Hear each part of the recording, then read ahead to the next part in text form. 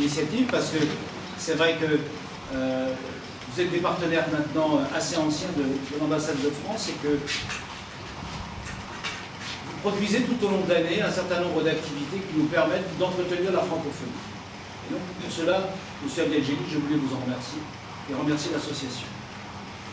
Je vous remercie également de l'initiative aujourd'hui parce que c'est un dimanche et avec mon épouse, nous sommes venus précisément écouter cette conférence sur la traduction de la poésie assanien vers le français.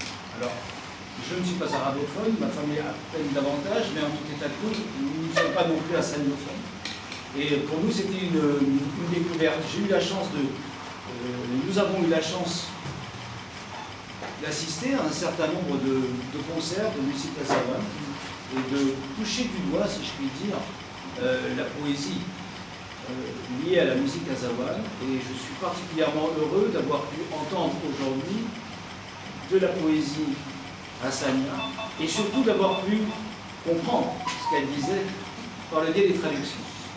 Et donc je voulais vous en remercier, Madame Anchetou, parce que c'est vrai que j'ai comme ça un peu l'impression d'être moins étranger à cette culture particulièrement riche. C'est l'objectif. Et le troisième point, c'est plutôt une question, et je profite de la présence de nombre d'érudits autour de la table.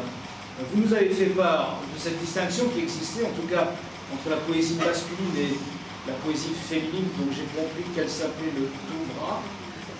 Pardonnez-moi si je parle mal, enfin, si je le prononce mal. Monsieur, vous avez pu également donner un certain nombre d'indications. Est-ce qu'il existe est-ce que vous pourriez nous dire en quelques mots quelles sont les spécificités de cette poésie masculine et de cette poésie féminine et comment on les caractérise ou justement les distinguer? En quelques mots, je ne peux pas faire une... Voilà. Les femmes aussi.